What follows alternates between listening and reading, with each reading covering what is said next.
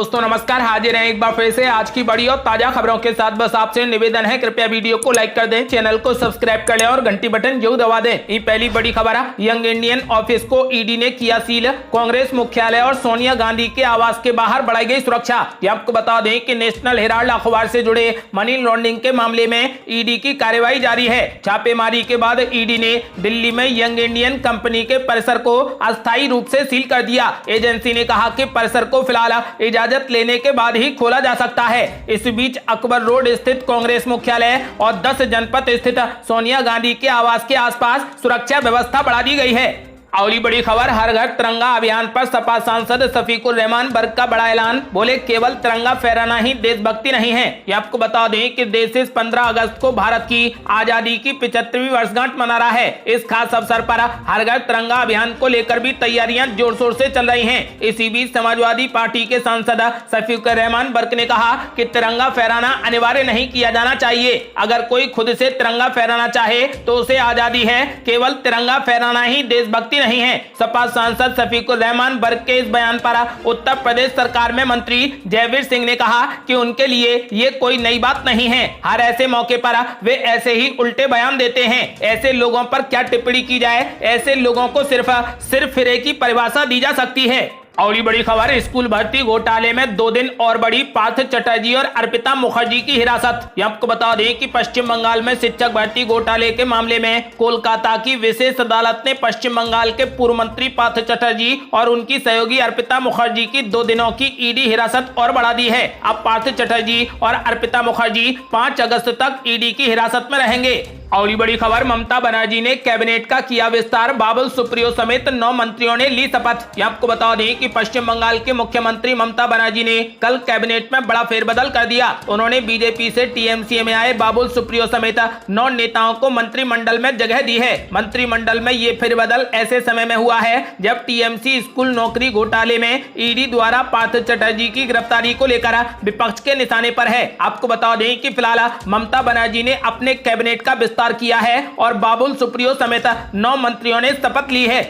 अगली बड़ी खबर, भारत सरकार ने किया बड़ा ऐलान। 5 से 15 अगस्त तक ऐतिहासिक स्मारकों में प्रवेश बिल्कुल फ्री। ये आपको बता दें कि देश की ऐतिहासिक इमारतों में अगले 10 दिन तक एंट्री फीस नहीं लगेगी। ये आदेश भारत सरकार की ओर से जारी किया गया है। ये आदेश 5 अगस्त यानी शुक्रवार से लागू होगा। इसके तहत पर्यटक 15 अगस्त तक देश भर की ऐतिहासिक इमारतों में फ्री में प्रवेश पा सकेंगे। केंद्रीय संस्कृति मंत्रालय ने देश भर में भारतीय पुरातत्व सर्वेक्षण द्वारा संरक्षित सभी स्मारकों और स्थलों में 5 से 15 अगस्त तक मुफ्त प्रवेश की घोषणा कर दी है। ये भारत की आजादी के 75 साल पूरे होने के उपलक्ष्य में आजादी का अमृत महोत्सव समारोह के हिस्से के रूप में किया जा रहा है। अगली बड़ी खबर, कांग्रेस ने बीजेपी पर बोला बड़ा हमला। कहा 5 अगस्त को विरोध प्रदर्शन की नहीं मिली मंजूरी, कांग्रेस दफ्तर में पड़ सकता है छापा। ये आपको बता दें कि ईडी ने दिल्ली में हेराल्ड हाउस की इमारत में यंग इंडियन के कार्यालय को सील कर दिया है। वजह बताई गई है कि तलाशी के दौरान कार्यालय में कोई भी उपलब्ध नहीं था और इसलिए वे तलाशी पूरी नहीं कर पाए। आदेश में कहा गया है कि एजेंसी से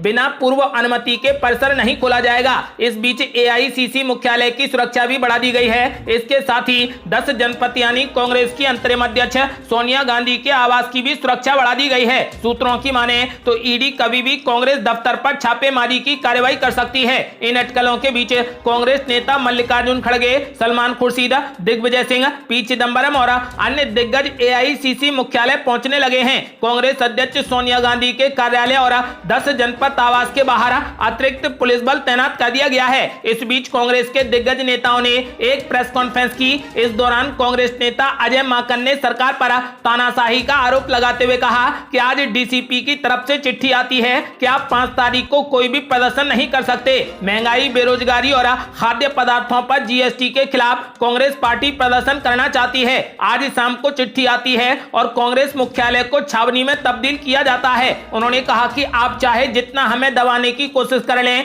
कांग्रेस पार्टी झुकने वाली नहीं है। हम इसके विरोध में प्रधानमंत्री के घर का घेराव करेंगे और प्रदर्शन करेंगे। प्रधानमंत्री धमकी और भय की राजनीति में विश्वास करते हैं। उन्होंने आगे कहा कि विनाश काले विपरीत बुद्धि, ये विनाश काल है। जयराम रमेश ने कहा कि 5 अगस्त को हम प्रदर्शन जरूर करेंगे। और ये बड़ी खबर, आम आदमी पार्टी ने कर दिया बड़ा ऐलान, उपराष्ट्रपति चुनाव में विपक्ष की उम्मीदवार मार्गरेट अलवा का करेगी समर्थन। ये आपको बता दें कि देश के राष्ट्रपति के बाद अब आगामी 6 अगस्त को उपराष्ट्रपति का चुनाव होने जा रहा है। उपराष्ट्रपति चुनाव में एनडीए प्रत्याशी के रूप में जगदीप धनखड़ तो विपक्ष के संयुक्त प्रत्याशी के तौर पर मार्गरेट अलवा चुनावी दंगल में है। उपराष्ट्रपति चुनाव में पार्टियों की ओर से समर्थन देने के लिए भी धीरे धीरे पत्ते खोले जा रहे हैं। बसपा सुप्रीमो मायावती तेलुगु देशम पार्टी ने एनडीए उम्मीदवार जगदीप धनखड़ को समर्थन देने का ऐलान कर दिया है, तो झारखंड मुक्ति मोर्चा ने विपक्ष की उम्मीदवार मार्गरेट अलवा को सपोर्ट करने का फैसला लिया है। इसके बाद अब आम आदमी पार्टी ने भी चुनाव में समर्थन करने के मामले में अपने पत्ते खोल दिए हैं। आम आदमी पार्टी के राष्ट्रीय संयोजक अरविंद केजरीवाल की अध्यक्षता में आज पॉलिटिकल अफेयर्स कमेटी यानी पीएसी की बैठक हुई। बैठक में देश के अगले उपराष्ट्रपति पद के लिए हो रहे चुनाव के संबंध में विस्तार से चर्चा भी की गई। आम आदमी पार्टी के वरिष्ठ नेता एवं राज्यसभा सदस्य संजय सिंह ने पीएसी में लिए गए निर्णय के बारे में कहा कि आम आदमी पार्टी के राष्ट्रीय संयोजक अरविंद केजरीवाल और पॉलिटिकल अफेयर्स कमेटी ने सर्वसम्मति से उपराष्ट्रपति पद के चुनाव में विपक्ष की उम्मीदवार मार्गरेट अलवा को समर्थन देने का निर्णय लिया है। आम आदमी पार्टी के सभी राज्यसभा सदस्य 6 अगस्त को होने वाले उपराष्ट्रपति पद के चुनाव में अपना वोट विपक्ष की उम्मीदवार मार्गरेट अलवा को देंगे।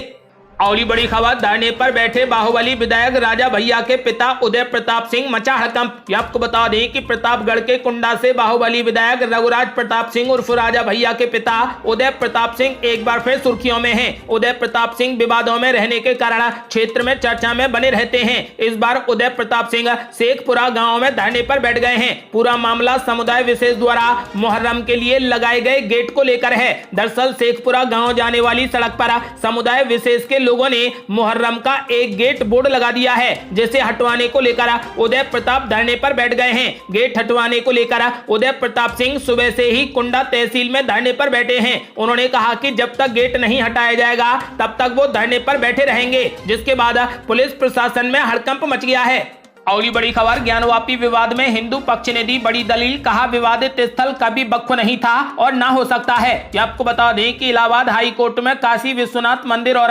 ज्ञानवापी मस्जिद विवाद की सुनवाई हुई। इलाहाबाद हाई कोर्ट में दोपहर 2 बजे शुरू हुई सुनवाई लगभग 1.5 घंटे तक चली। अदालत में यूपी सुन्नी सेंट्रल वक्फ बोर्ड की ओर से बहस की गई। यूपी सुन्नी सेंट्रल वक्फ बोर्ड के अधिवक्ता पुनीत गुप्ता ने हाई कोर्ट में सप्लीमेंट्री एफिडेविट दाखिल किया। सप्लीमेंट्री एफिडेविट के जरिए एक नया एविडेंस फाइल किया गया। इसके तहत ज्ञानवापी मस्जिद को वक्फ एक्ट 1936 के अंतर्गत 26 फरवरी 1944 को सरकार की ओर से जारी नोटिफिकेशन पेश किया गया और कहा है कि इस नोटिफिकेशन में ज्ञानवापी को वक्फ नंबर 100 वाराणसी में रजिस्टर किया गया है। इस एविडेंस को 5 मई 2022 को यूपी सुन्नी सेंट्रल वक्फ बोर्ड ने लोअर कोर्ट वाराणसी में भी दाखिल किया है। वहीं हिंदू पक्ष के अधिवक्ता ने अदालत से कहा है कि एक नया एविडेंस दाखिल किया गया है, ये पहले रिकॉर्ड में नहीं था। हिंदू पक्ष ने इस नोटिफिकेशन को नकारते हुए कड़ा विरोध दर्ज कराया है। कोर्ट से इसको संज्ञान में न लेने की अपील की गई है। आपको बता दें कि हिंदू पक्ष की ओर से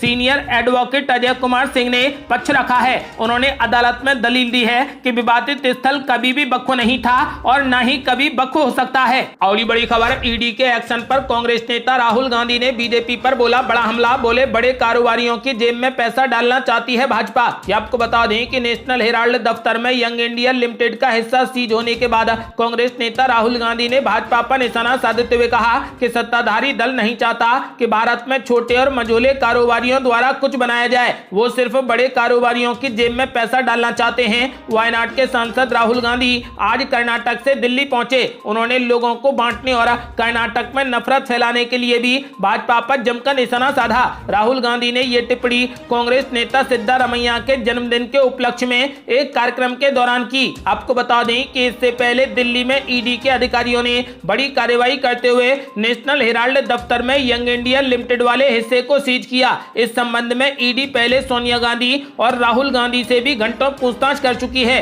राहुल गांधी ने हुबली में एक वीडियो ब्रीफिंग के दौरान आरोप लगाया है कि वे अपने पसंदीदा बड़े व्यापार व्यवसायियों में से 2 से 3 द्वारा बनाई गई हर चीज चाहते हैं। उनका पूरा विचार लोगों की जेब से पैसा निकालना और इसे बड़े व्यापारियों की जेब में डालना है।